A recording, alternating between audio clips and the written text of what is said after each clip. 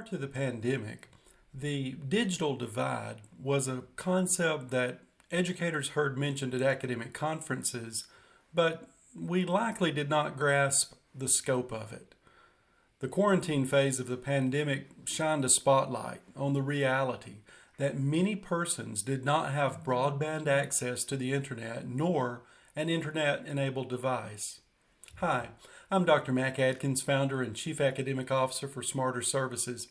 I'm pleased that you're interested in learning more about the degree to which the pandemic closed or did not close the digital divide. I'm looking forward to sharing with you some insight from data we've collected through SmarterMeasure and SmarterProctoring that are clues into this matter. The digital divide is the gulf between those who have access to computing devices and broadband internet and those who do not. Without reliable high-speed internet, it is difficult for students to participate in online classes, for parents to work from home, and for all family members to engage in tasks that are becoming increasingly more common online, such as shopping, telehealth, and social connections. Prior to the pandemic, the largest investment in closing the divide was the 2009 American Recovery and Reinvestment Act, which allocated $4.7 billion to close the digital divide.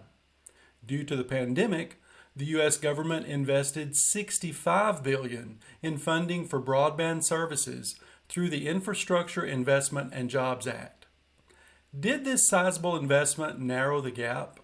Well, yes, obviously it did help, but the digital divide is still a reality and has not been closed. Access to the internet via a computing device is only part of the solution. Other factors include affordability and digital literacy. Even if a person receives initial access and a computing device, the access may have monthly fees that the person is expected to at least partially cover, and the computing device will eventually have to be replaced. But perhaps the most complex piece to the puzzle is digital literacy. Just because a person has a computing device with access does not imply that they have the skills and knowledge to use them. Frequently, elderly persons, non-English speaking persons, and persons who are illiterate have substantial difficulty utilizing online services such as shopping, telehealth, and education. Here at Smarter Services, we've been able to collect data through two of the services that we provide, SmarterMeasure and SmarterProctoring, that shed some light on this matter about closing the digital divide. To determine the impact that the pandemic had on the construct of learner readiness, the following analysis of trends regarding the mean scale scores was computed. This table displays the mean scores by academic year for the scales measured by SmarterMeasure. The lowest mean is displayed in red. First, take a look at the impact of the pandemic on student skills. During the COVID-19 pandemic, many institutions closed their doors and moved much, if not all, instruction online. This prompted many students, for whom online learning was not their first choice, to be constrained to learn by an online learning modality. This reduction in levels of learner readiness is demonstrated by the lowest mean on half of the scales we measure being experienced during the quarantine year of academic year 1920. The following scales reveal the lowest means during that year: reading recall, technical knowledge, technical competency, and keyboarding. Now look at the impact of the pandemic on experience. It's also telling to note that during the quarantine year, more students with no prior online learning experience studied online than ever before. One positive note is that after the quarantine year, there are now a higher number of students who have experience learning online. Next, consider the impact of the pandemic on assessment volume. During the quarantine year, many more persons took SmarterMeasure than ever before.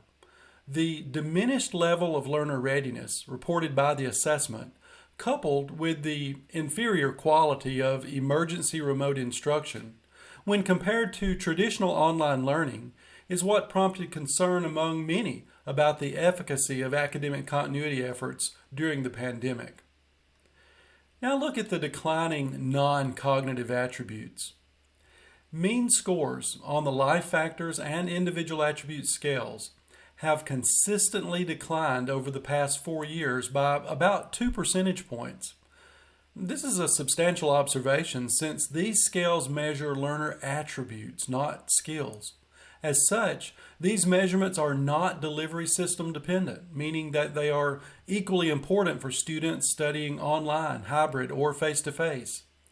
It's paramount that institutions measure this data for all students and provide appropriate strategies for intervention and support, since students are struggling more in these areas than they have in the past.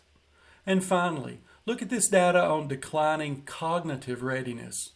Generally speaking, the mean scores for math readiness and writing readiness have consistently declined over the past 4 years by 5 to 8 percentage points. In addition to this data from SmarterMeasure that clearly reveals that the pandemic impacted levels of learner readiness, our experience in scheduling and providing virtual proctoring through SmarterProctoring has been enlightening as well. SmarterProctoring recently started serving the Department of Motor Vehicles of the Washington, D.C. area. Residents of the area can use SmarterProctoring to schedule and take their driver's license test online in a secure proctored environment. While this process is seamless to most 15-year-old persons who are likely digital natives, other persons who may be elderly, illiterate, or new residents of the United States often experience considerable difficulty understanding and following the instructions. This increase in user support for these issues further validates the concern over digital literacy being a major aspect of the digital divide. The Oregon State Public Internet Research Group recently reported that millions of students and their families continue to lack the needed devices and access. Nearly 1/3 of Americans continue to not have access to the internet. Finally, digital literacy skills are lacking for several segments of the population. My conclusion is that the additional funding and experiences utilizing online services that were prompted by the quarantine period of the pandemic have helped to narrow the digital divide. However, there is still considerable work to be done, and that work is not just the technical task of providing access, but it's the personal task of equipping citizens with higher levels of digital literacy. At Smarter Services, we are committed to providing services that help persons make their life better through education.